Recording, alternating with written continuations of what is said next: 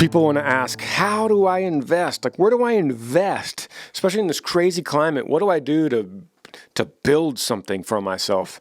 And so we're going to dig into that today. And it's not the answer that you thought we were going to give. And it's worth hearing. And I think more people need to hear about stuff like this, because in a climate when there's just so much confusion on the internet and everyone's trying to get a piece of everybody and everyone wants you to do something, it's really hard to get an understanding on where do I go from here. And I think I have the best answer for that. And maybe that's saying a lot, but I truly think it is. And so today I recruited my brother / my manager. Sometimes he's only my brother, and sometimes he's only my manager, depending on the day and the conversation. Tyler Smith is here. We got permission from the Bachelorette to have him on here so he could actually talk. He's been handcuffed by that show for, he wouldn't say that. That's my words, not his. Since he was on the show, I've been wanting to get him on this podcast just because he's my brother, and I think you guys would love his advice. He's a really smart dude. He reads a lot. He knows so much about self-development, and he could give really good advice. He does to me all the time. I rely on him for good advice, so it only makes sense that we should have him on this podcast. So I got him wrangled in. We're going to talk about your questions, including, what do I do with my investment? Like, how do I even start? Where do I go? We got the answer for you. I think it's a really good one. I think it's the best one. That's my opinion. So, welcome to the podcast. Yee.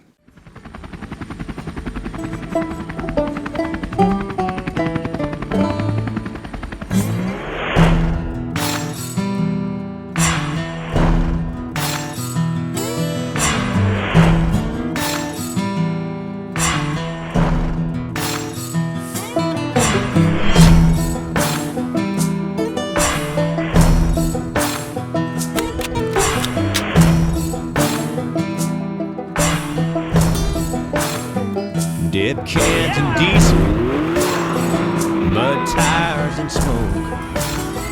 Long line of 4x4s bumping down an old back road. Granger cold one's high, it's a redneck invasion. Yeah, you're rocking with that Yee Nation.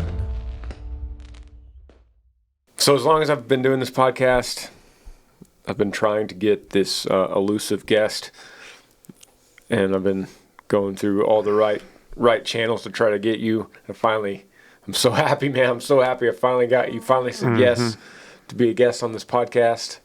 My one and only middle brother. Thank you. And Tyler, what? Thank you for having me. Yeah. Could we talk about the show you're on? Is that something we can't talk about? I can talk about certain things. Okay. Tyler was on the recent season of The Bachelorette. And we don't have to talk about specifics of that show, and you might not even be able to. But that's interesting how you went into The Bachelorette, how you were picked for The Bachelorette, and how you approached it.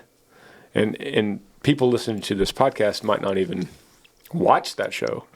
But it's interesting how you approached that whole project. And for those of y'all that don't know, and most probably don't, Tyler is just a ferocious, is that a word? Ferocious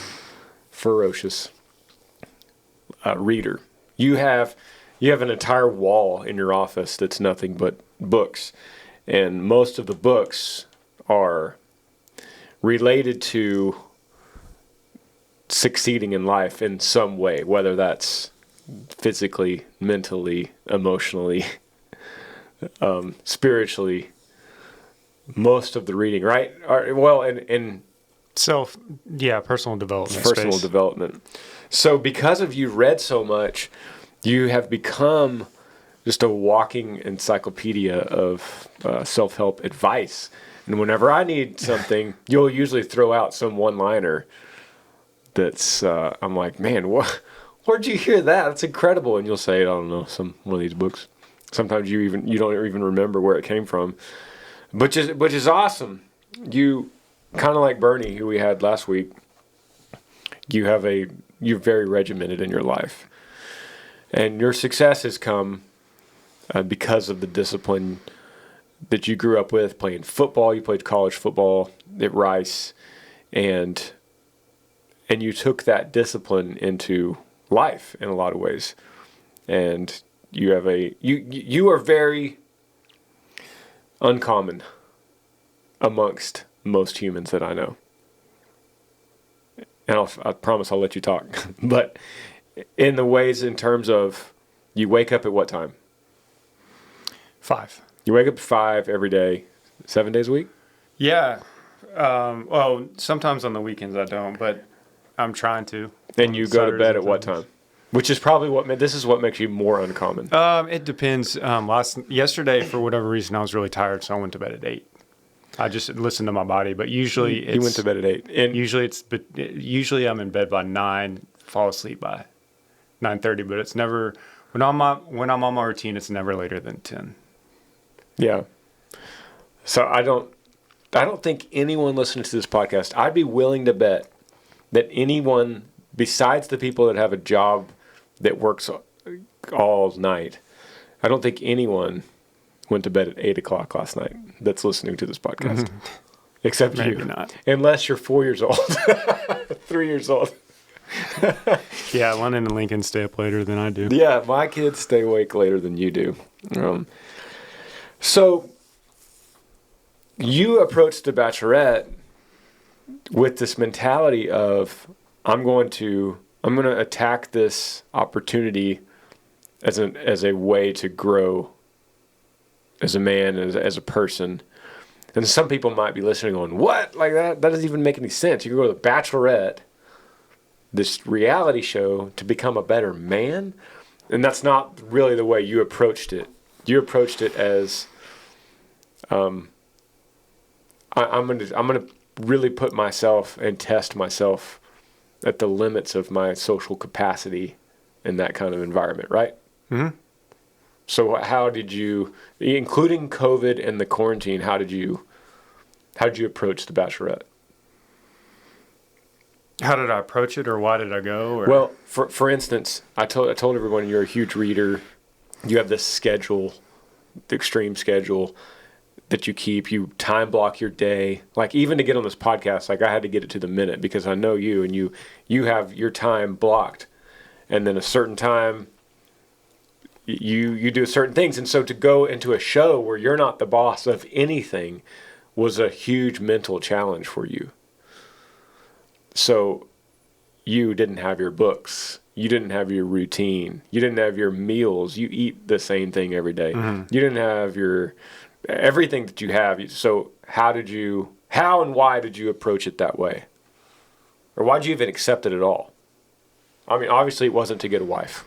No, that was part of it. Yeah, of course it was. If I'm being honest, I went on there because, I'm single and I'm looking, right? So I didn't know Claire, who was the Bachelorette, personally, obviously, but she was the Bachelorette, and I was like, well, let's go see, like, maybe this could work, right? So that's one of the reasons I went, but the other main reason I went was to get out of my comfort zone and to experience. Right. Experiences in life are a big deal to me, and 2020, that was my experience, was being on the biggest TV show in the world, right? So I'm looking for that experience for 2021, kind of have something that defines each year, and that was kind of a big part of 2020 for me. So that's why I went. But yeah, I was in the middle, like, of my longest streak of personal development, as far as, every day, 5 a.m. and working out, really great shape. And it all had nothing to do with the Bachelorette. That's just how I was living. But yeah, I was on like 127 days or 129 days in a row on a streak of doing my meditation app called Calm. Right. So when they took the phone, that was kind of a hard deal for me. I, of course, continue doing meditation, but there's something weird in the human mind with streaks you don't want to break the streak. Yeah. It's just weird how that it works. If any of y'all listening, or if you ever had a streak of doing meditation every day, and you physically actually, like, I think Jerry Seinfeld had like a calendar of something he was doing, and his philosophy was if you cross it out every day, you see that visual of that streak, and you don't want that streak to stop. And so when that stopped, that was a little hard for me to break that streak. Yeah. When I got my phone back, I was like, I got to start over from day one, even though I was still meditating. It was hard. Yeah, I have speaking of day one, you said day one, but that's the name of my app I use for journaling. And it tells you every time you pull it up, whenever you finish a journal, it says, congrats, you're on a 43-day streak, and it has a little fire emoji. And I have a lot of things that do that. My Cameo app, like when I do cameos for other people, it always tells me, the first thing it tells me is the streak I'm on. The streak of cameos that I've done without letting one skip. Yeah, so I'm on today's day 54 for 75 Hard, Andy Frisella's challenge. So what is 75 Hard? I think last time I was on the podcast, I was doing it, and it's every day for 75 days. It's more of a mental challenge than anything. That's the most important thing for people to realize, that it's not a physical challenge, although you'll definitely see dramatic physical results. But it's shout out to Andy Frisella for this. If y'all are listening, go check it out. But it's every day for 75 days in a row. You do technically 6 things, technically 5, but it's 6. It's drink a gallon of water every day, work out for 45 minutes inside every day, work out outside every day for 45 minutes, no cheat meals, no alcohol, and a progress picture every day. And if you skip or forget any of those, then you have to start over from day one. So it's just a mental challenge, accountability, So Parker, for instance, was on day like 50 when I made him do it. Finally got him to do it. I can't stress enough that everybody should do it, but not everybody will, and that's why it's uncommon. But Parker missed his progress pic, forgot to take a picture, so he stopped. And I was like, dude, when are you gonna do it again? You can't just stop at day 50. He'd be like, well, I didn't do it, But so did he? I don't remember. He didn't? Well, he missed it, so he had to start over from day one, and he didn't start over. So I'm trying to get him to do it again. So in order to achieve extraordinary goals, you have to be able to do extraordinary things in your daily life. And it's really misunderstood. For a lot of people, just want success, or they want to know, like, what's the secret to success? Well, it's in every minute of your day doing things that are uncommon. Why do you choose to live like that? Because you've done this for years now. Yeah. To someone that would say, how about this? Someone that says, dude, lighten up, man. Mm-hmm. Yeah. Just relax, man. Have a cheeseburger. Come on, man. Live a little bit. You ain't living. One of my biggest fears is mediocrity and average. It's one of my biggest fears. So every day I try to do things. One of my ultimate goals, like life purpose, is the relentless pursuit of my ultimate potential.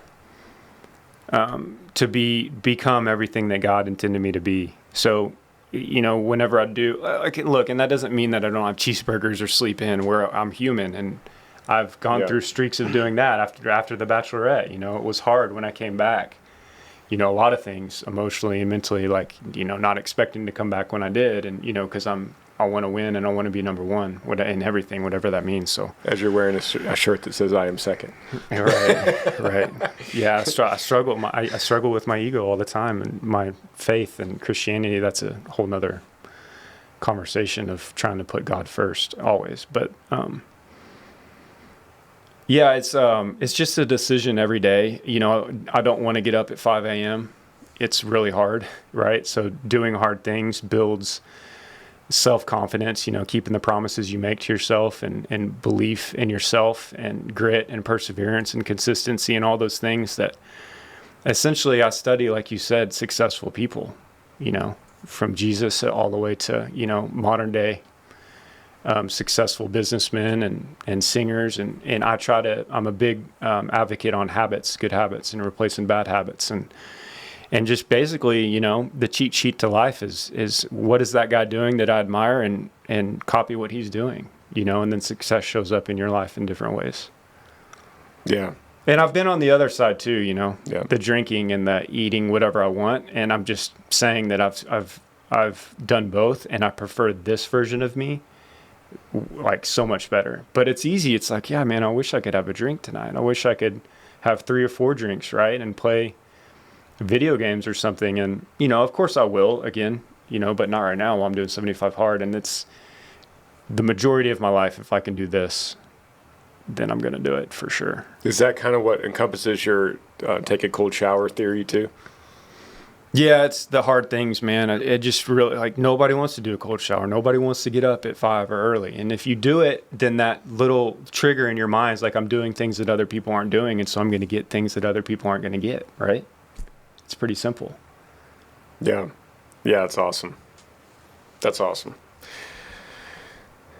I want to answer some questions, if you can, from people. And these aren't specifically to you, but I kind of found several that I think are relevant to your life. And it's just really cool because, you know, I sit in here and do this podcast every Monday and answer people's questions, which, by the way, it's if you have a question, email grangersmithpodcast@gmail.com.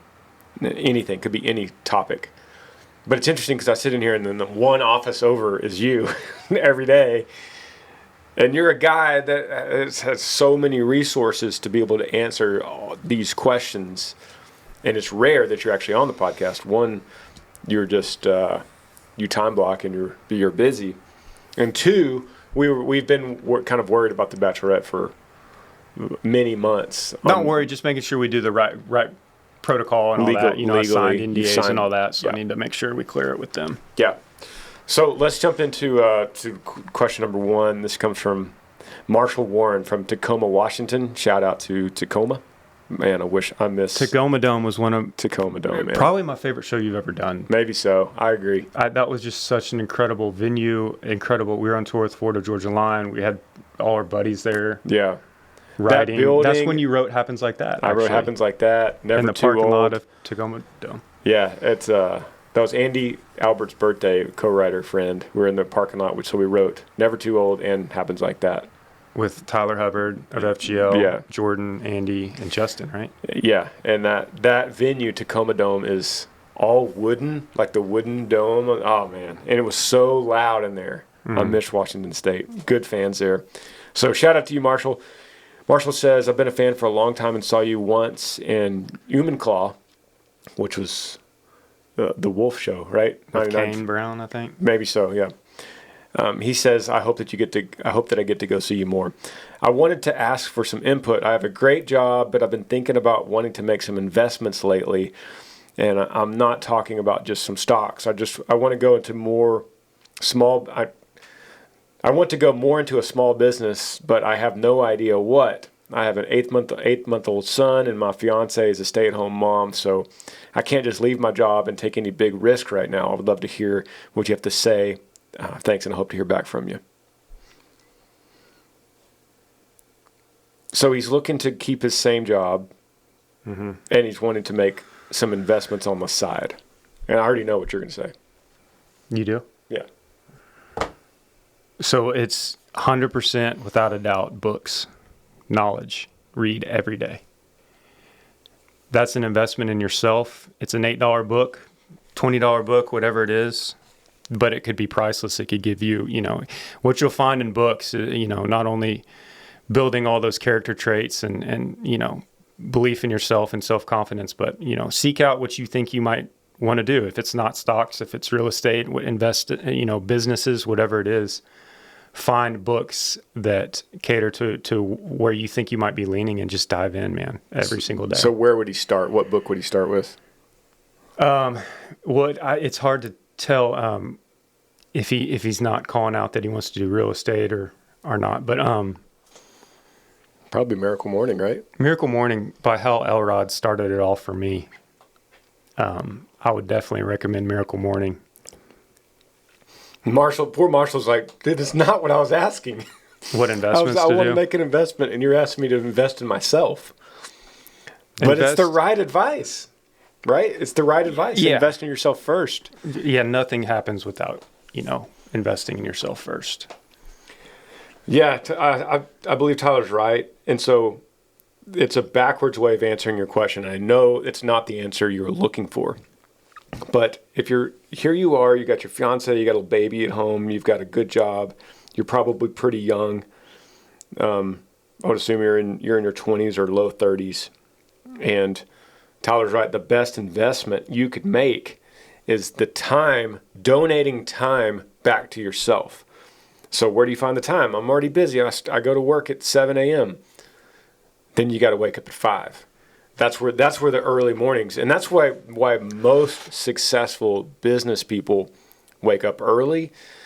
The usual reason is you're getting up before your kid and your girl, and that's when your phone is not being bombarded by text messages yet, or phone calls or emails.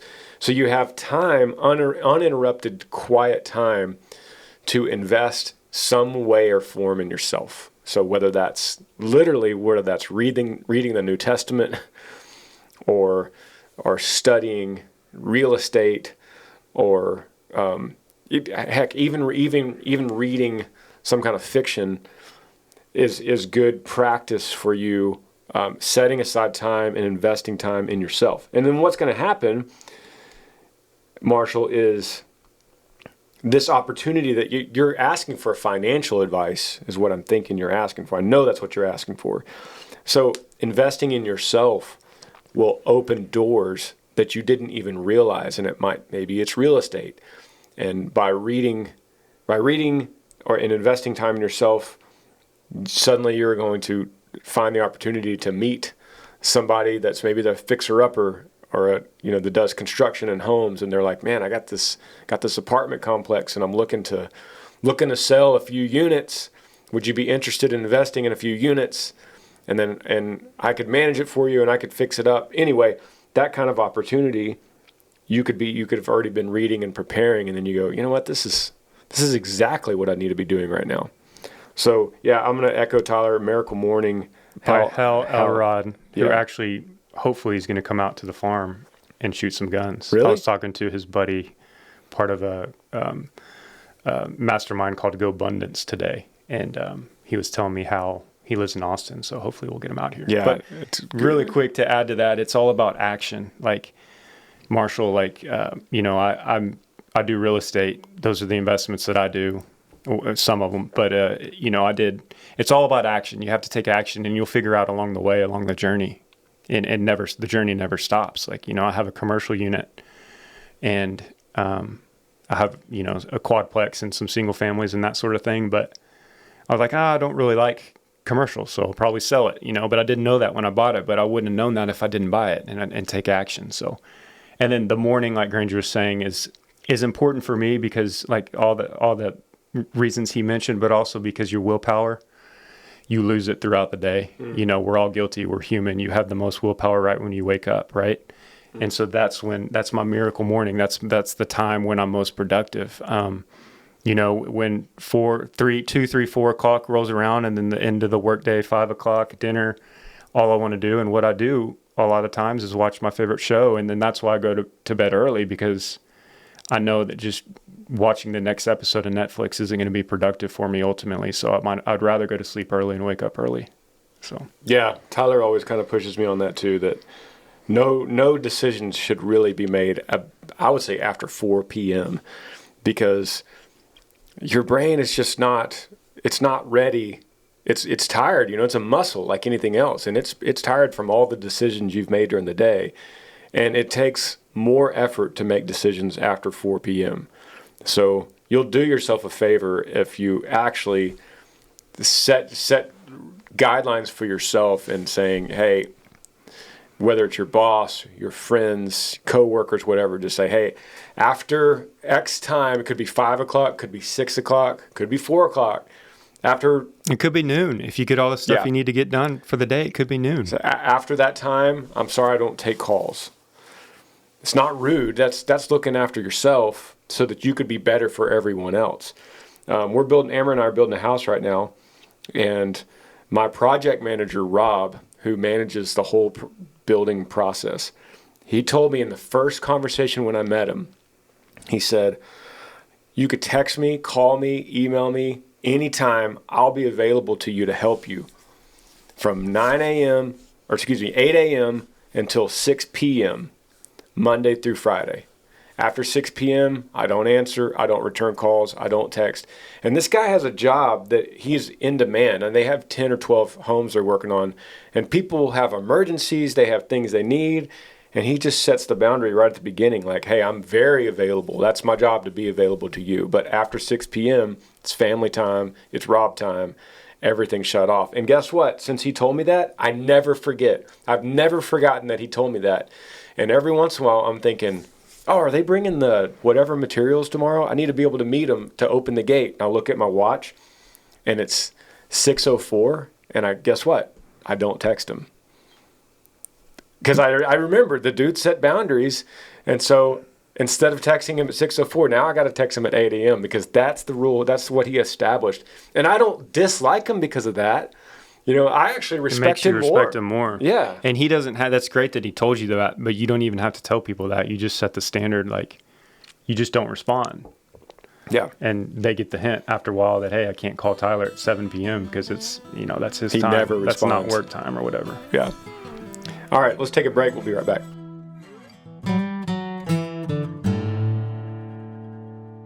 Podcast is brought to you by Scouts Honor. As pet parents, working from home has given us some more time to spend with our four-legged family members.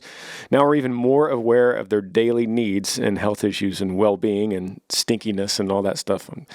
I'm off script on that, but that's the case with my dog. So if you've noticed that your pet is itchy or smells bad or little less than pleasant, you need to check out Scouts Honor. Scouts Honor is my go-to pet branding for grooming products that help with itch relief, odor control, and overall healthier skin and coat. Before I started this podcast, before I started talking about Scouts Honor a few months ago, they sent me a little gift box that I could try out with Gypsy, Remy, and Luna. And the stuff, it's really awesome. Like I usually go and get something at Walmart or whatever just to give, some like Dial soap to wash them, but I've never really had shampoo and products that are made for dogs because I always thought that sounded silly until I got this Scouts Honor box and I opened it up and I was like, man, this stuff is awesome. And it's really reasonably priced and smells amazing. And I put it right there in the barn and it works out great. And my dogs smell a lot better for it. Scouts Honor's probiotic grooming products are scientifically proven natural solution for treating your pet's skin problems. When applied to the skin, probiotics support healthy bacteria and fight against bad bacteria that cause irritation and bad smell.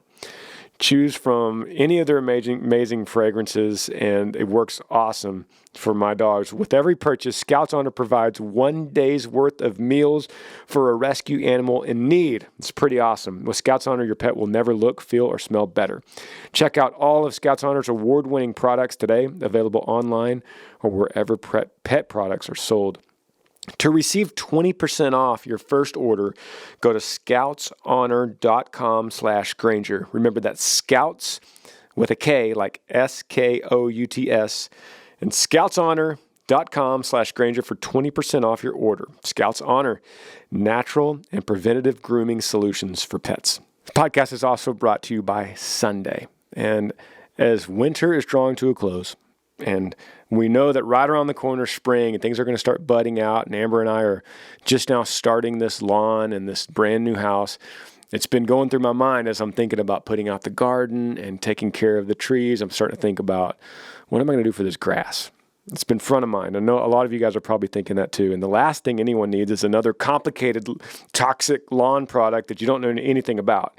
Sunday is more than a lawn care product. It's a customized lawn plan that works with nature. It takes all the guesswork and unwanted chemicals out of the equation so you can grow a beautiful lawn that's better for people, pets, and the planet. They're going to give you a free lawn analysis. And And I've never really gotten this in depth with lawn care. So it's awesome to hear from somebody that knows about my lawn specifically instead of just going to the store and talking to someone there that's just giving on some advice that they read or that's good for California, but not for Texas or whatever, vice versa.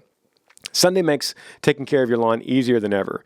All I have to do is go to getsunday.com, put in my home address, and their free lawn analysis tool will take care of all the rest in just seconds. Sunday uses soil and climate data to create a tailored nutrient plan, so you get all the stuff for your lawn needs and nothing that it doesn't. It's made with ingredients that you could actually pronounce, like seaweed and iron and molasses. So your yard is going to grow better, and you're going to feel way better about what you're putting in it for everything else around it. Sunday explains exactly what to get and why, and everything is sent straight to your door. So it takes every piece of guesswork out. You literally open up your door, and there's the box for your customized lawn care. It's really awesome. I can't believe more people haven't thought of this kind of thing before, but it's really genius. So all you have to do is to attach the ready-to-use pouch to a garden hose and spray. It takes about 15 minutes. Now, that's my kind of product. Let Sunday take the guesswork out of growing a greener, more beautiful lawn this spring. Visit getsunday.com/Granger to get $20, that's even better, $20 off your custom lawn plan at checkout. That's $20 off your custom plan at getsunday.com/Granger. That's Sunday spelled just like the day. I'm going to run through a couple questions here that don't take much discussion. This one says, "Hey Granger, my name is Laura Nix from Albuquerque, New Mexico." Shout out to New Mexico. It says, "I love your family. My husband Kevin and I have been married 22 years, 3 kids, 29, 21, and 16. My question is, are you and your 2 brothers, Tyler and Parker, all named for Texas towns? We love your t-shirt of the month. Thank you very much, Laura Nix. Yee. Think so. Yeah. But Parker's a county. Yeah. So Parker's a county in Texas. Tyler and Granger are both towns in Texas. For us, yeah. So mom and dad, I don't think that's why they got our names, but it just happens to be we're all towns. So. And actually, funny thing is, Tyler, Texas is in Smith County. Yeah. So it's Tyler in Smith County. So your whole name's covered. And then by chance, Amber and I ended up moving close to Granger, Texas. So of all the places in Texas. And by Bartlett. Yeah. One town is Bartlett, which is Amber's maiden name. And one town is Granger, which is I could get there in 10 minutes. And so when you're in the town of Granger, you see like all the fire trucks say Granger and the water tower and everything's Granger. It's cool. Here's a question from Mason. It says, "Hey, my name's Mason from Wisconsin. Just wondering about 2 of your albums, Pockets of Pesos and Don't Listen to the Radio. I want to add them to my collection, but they're not available on your website. I'll definitely take your advice from the Yee Nation live stream and buy them from I won't buy them from Amazon or anywhere else. That's not you. When will those CDs be available again?" And this is a great question for Tyler because you're kind of in charge of all my inventory. That's up to you. I don't really know. We had so many for so long just sitting on the shelves, and then we finally sort of found them and said, "Hey, why are these not on?" And so we put them all on, and they sold out. And to be honest, I don't even remember how or who we ordered them from. Back in the day. Those CDs, Pockets of Pesos and Don't Listen to the Radio, are so old. That goes back. Pockets of Pesos is like 2004 or 2005. Don't Listen to the Radio, like 2009. So really, Pockets comes from a time when we don't even remember how we ordered it or who we ordered it from. So we have to figure out. It's harder than it is now.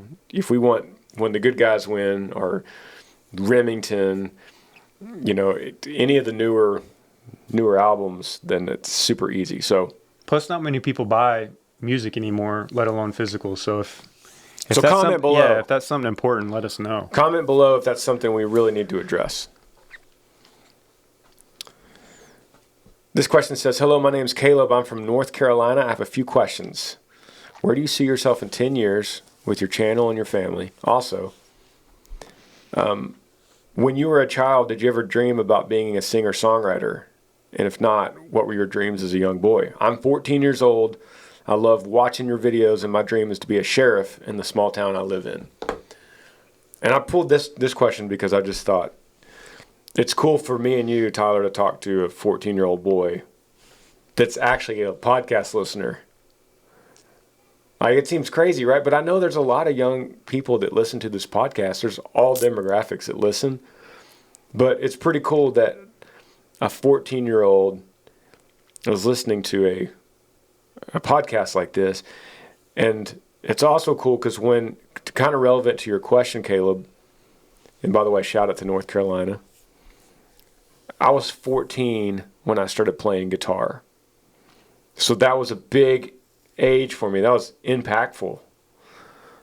What'd you do when you were 14 that still matters to Football. you? Football was my thing. So that was probably 7th or 8th grade, right? That's right when I started playing. I think it's 8th grade. Yeah. I think it's 8th grade. So what could we tell Caleb if he's 14 now and his dream is to be a sheriff in the small town he lives in?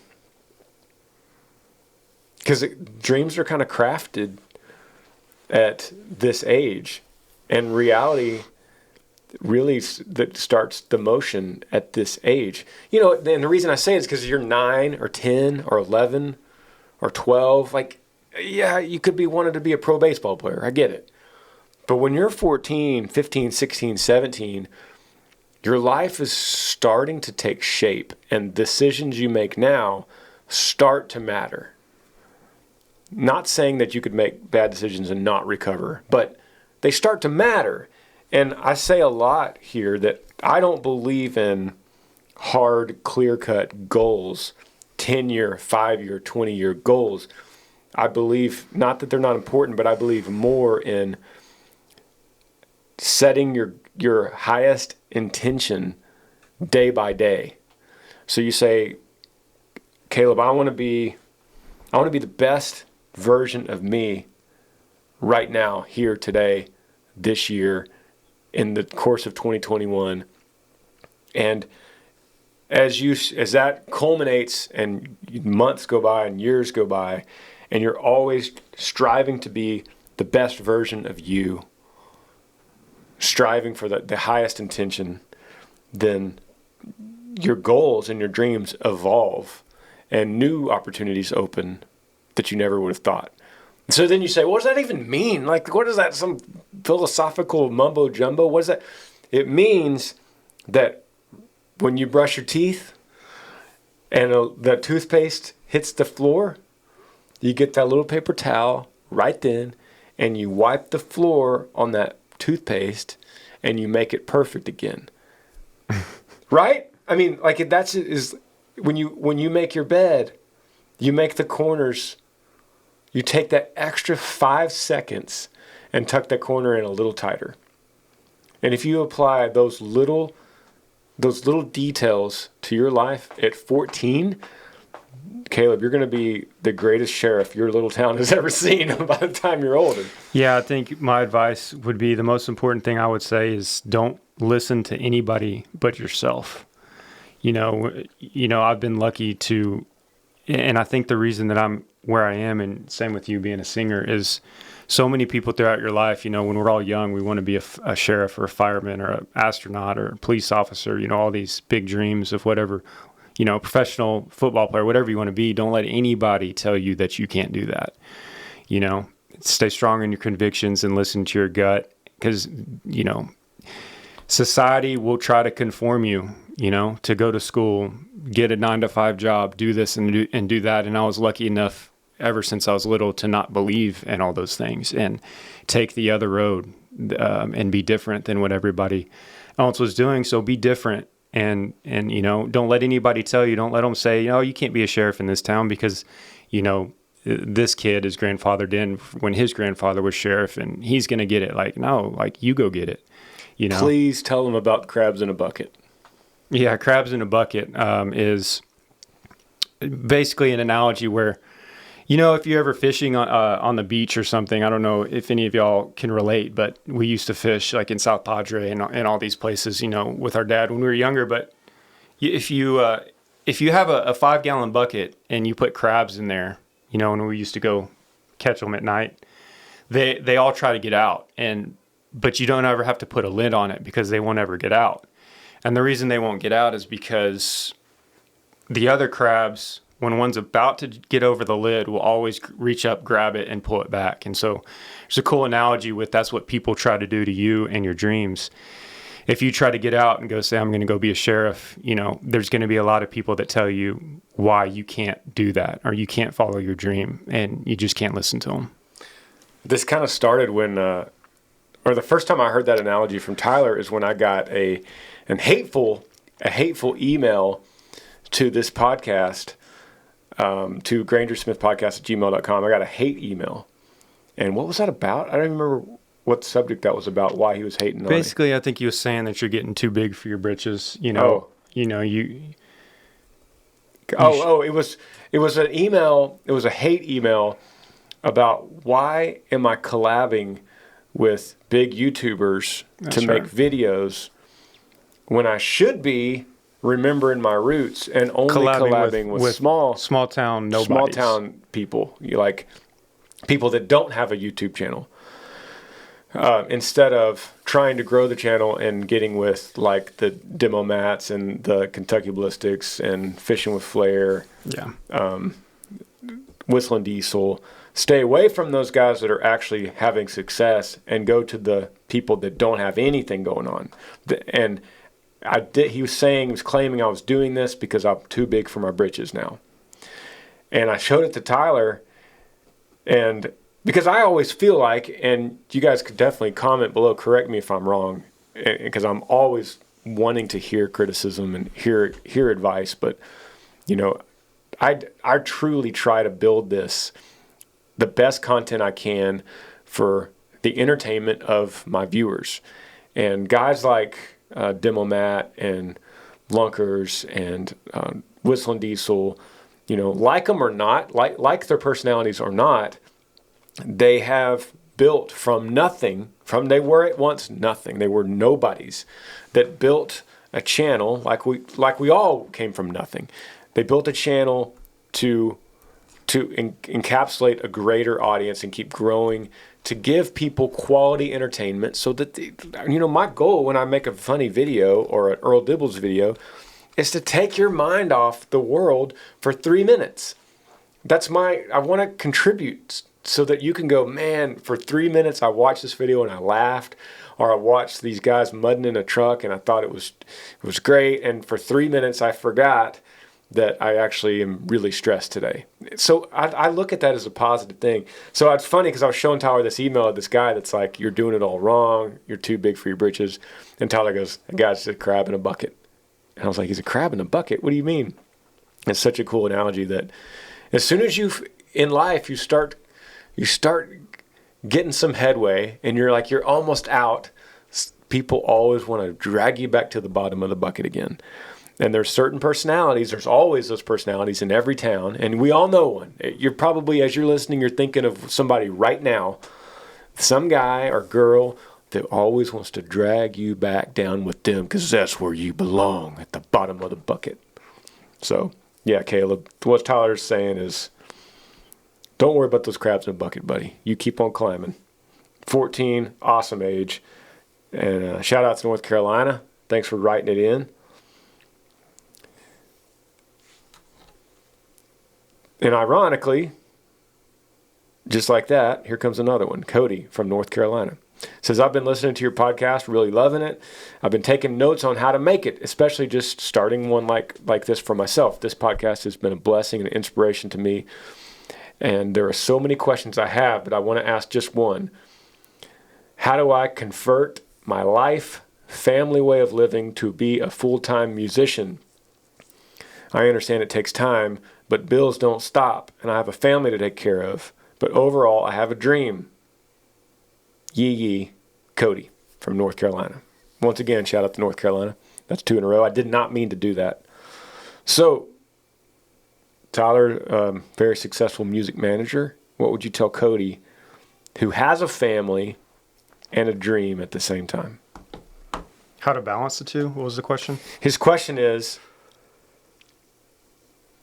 how do I convert my life, family way of living to be a full-time musician? I understand it takes time, but the bills don't stop and I have a family to take care of. But overall, I have a dream. Yeah, I mean, that's you're going to answer that one.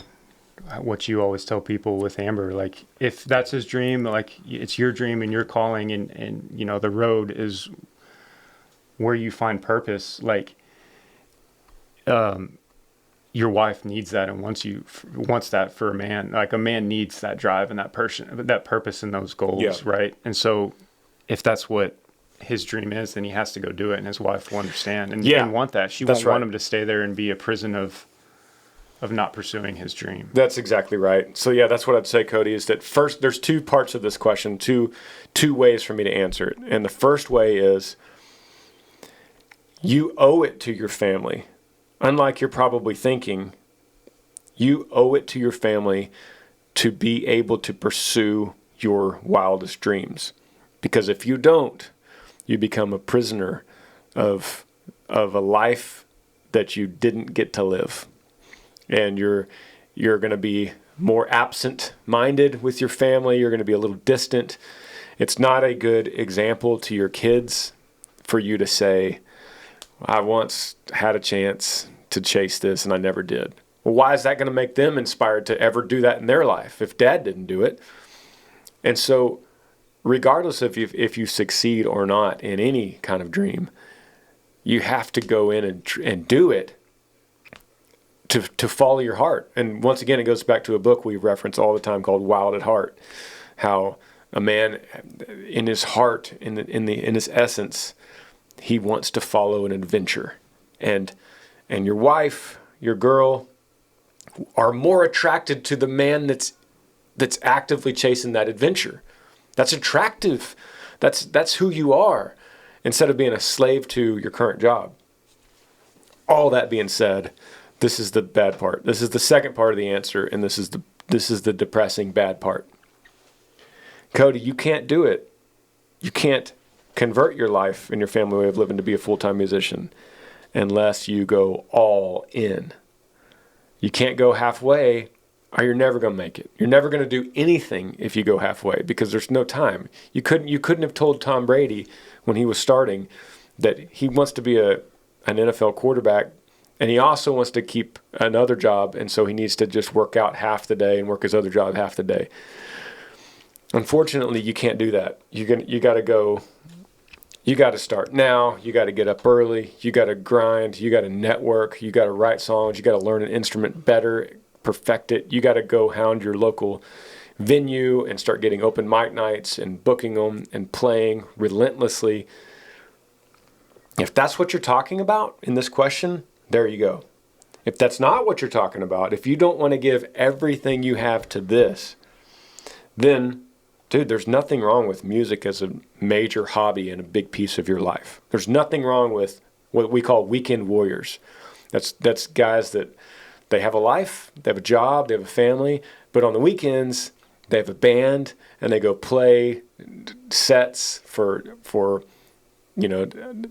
door money or tips, and they do it because they love music, they have a passion for it, they love playing, they love performing, and they get everything they need back from that passion through playing Fridays and Saturday nights. So hey, those are 2 very different things. But if you're talking about being a star or a full-time musician, meaning you don't have any other income but music, dude, I hate to break it to you, but it's like saying I want to drive a NASCAR. And how do I start? Well, you start in the pit crew right now. You quit everything and you go in the pit. You know what I mean? It's like, I want to be an NFL quarterback. I want to be a brain surgeon. Brain surgeons devote their whole life to do that. So do you want to do it? Do you want to do it as a hobby, which is awesome and admirable, or do you want to just go all in? And I think that's pretty much how you say it. Yeah. Yeah. Yeah, we got space for one more here. It says, "Hey Granger, I'm 36 years old. I've been working in IT at a university for 13 years. The money and benefits have always been great. Salary has allowed us to pay off all our debts, including student loans, cars, credit cards, and mortgage. So we're in a great financial position. However, I felt little satisfaction from this work I do, and I want a new path to find meaning. The longer I stay, the more disgusted I get with the university and what it stands for. I don't want to support it any longer, but I find it tough to leave, for lack of a better word. It is very financially safe. I don't want to continue my current job for the rest of my life, just working because the money's good, when my greatest satisfaction comes from making things with my hands. I'm incredibly grateful for God that He's provided for me with this job, but staying because the money's good just seems shallow. I've never been the kind of person who knows their purpose or calling. I just kind of feel like I'm at a 10-way intersection with no information on which road I should take. Should I stay with IT because it's safe, or should I leave? It was never my passion, and this job was never something I wanted. It just fell into my lap. So my question is, what is your advice on how to find one's purpose, and how do you find the courage to pursue it?" That's Ken.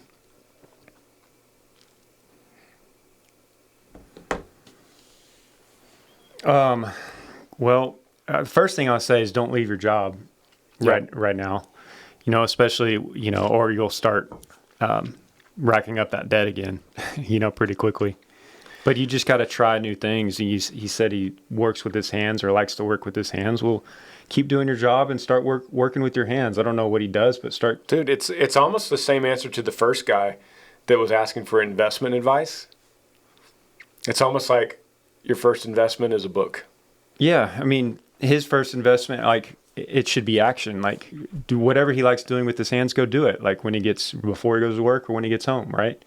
Take care of your family, keep paying the bills, and then see what happens. And if you really enjoy it, the money starts coming in, then reevaluate in a few years, like, when it makes sense for you to leave and start doing that full time. Yeah, I don't really know what you mean by working with your hands, but say, for instance, you're talking about building custom furniture, which, by the way, is a really awesome market right now, like on Facebook Marketplace. Have you looked?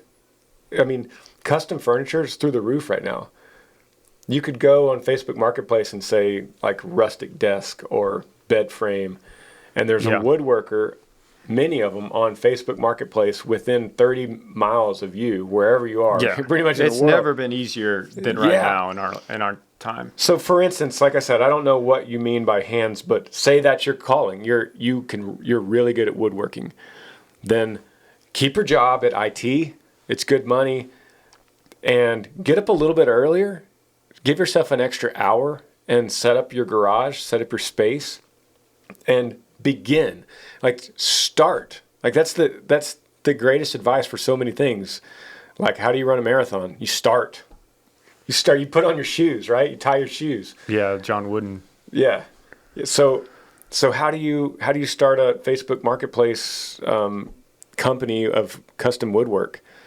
You go to Facebook and you hit begin new page, and you put your info on there, and then you go and sharpen your saw, and you set up your little workspace, and then on the third day you walk in and you get your block of wood and you build your first piece. And then when you get that first piece, you take pictures of it and you put it on Facebook Marketplace and you put a price on it, and then you see if you could sell it, and then you sell it, and then you make a second one. All the while you're still working IT until you reach a tipping point where you go, man, actually this Facebook business is actually starting to make more money than IT. Then you're no longer at a 10-way intersection like you said. You're at a one-way intersection, and you go, this is the way. This is the path. So yeah, your question. So my question is, what advice would you have for finding one's purpose, and how do you find the courage to pursue it? you're looking at purpose as if it's some massive, universal, global plan that's, as Caleb, our warehouse manager, always says, it's like you're looking at an elephant that you need to eat. And how do you eat an elephant?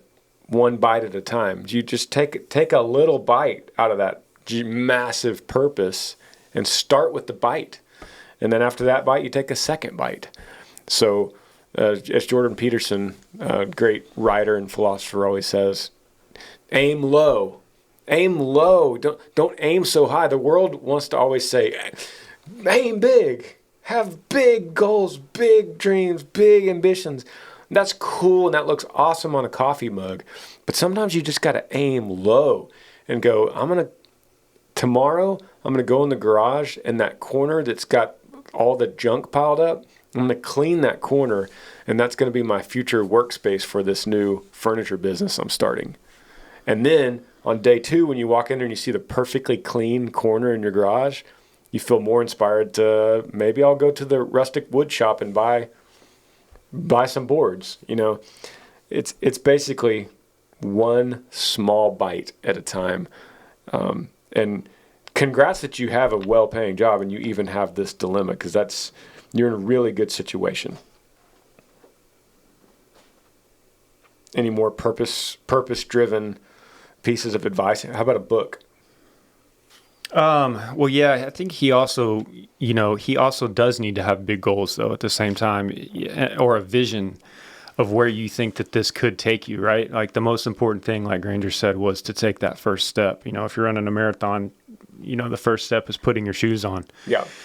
But you also need to visualize and take some time to think and really concentrate away from everything and no distractions and be like, what could this be? And listen to your heart and your gut and what it's telling you. Like, do I want to be, do I want to open a furniture store? Do I want to be the number one furniture store in the world? Do I want to open just a local furniture store? Do I just want to sell on Marketplace? Do I want to just start asking you all those questions? Do I just want to do this as a hobby? And then, and kind of create a vision of what you think you might want to do and the end goal, and then just work backwards from there. Yeah, you're totally right. And to be clear, I feel like people, when it comes to big goals, it's overwhelming and it scares you them get away. paralysis when you look at it.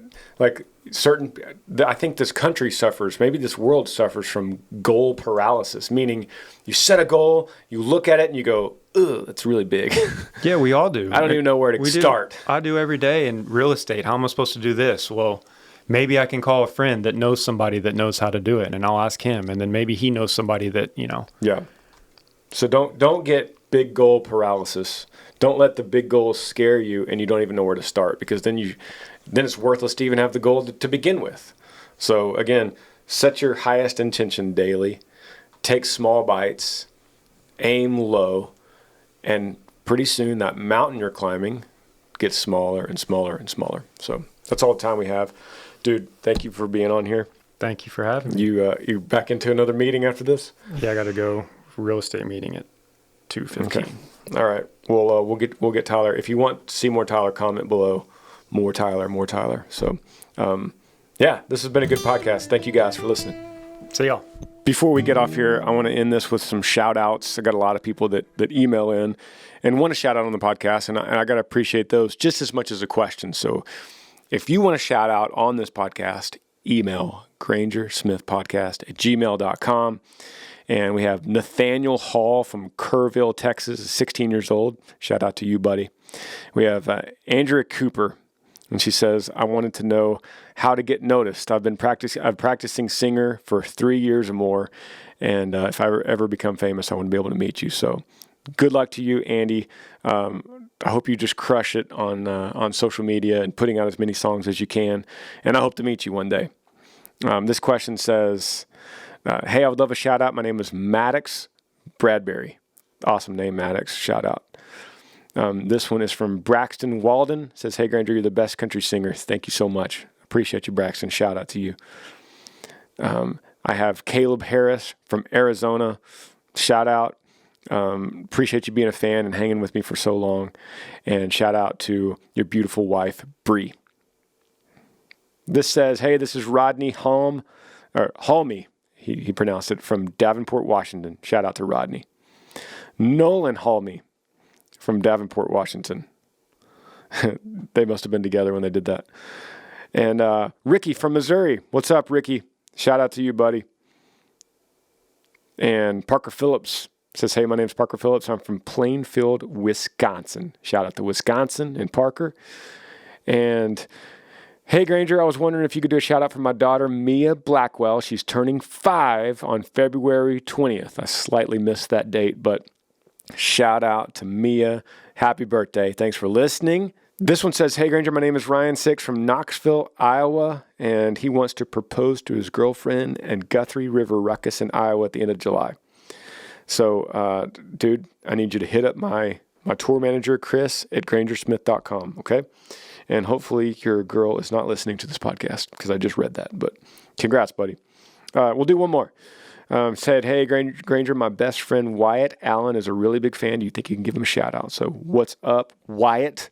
I appreciate all of you guys, and thanks for even wanting me to give you a shout out. That means a lot to me. Thanks for joining me on the Granger Smith Podcast. I appreciate all of you guys. You could help me out by rating this podcast on iTunes.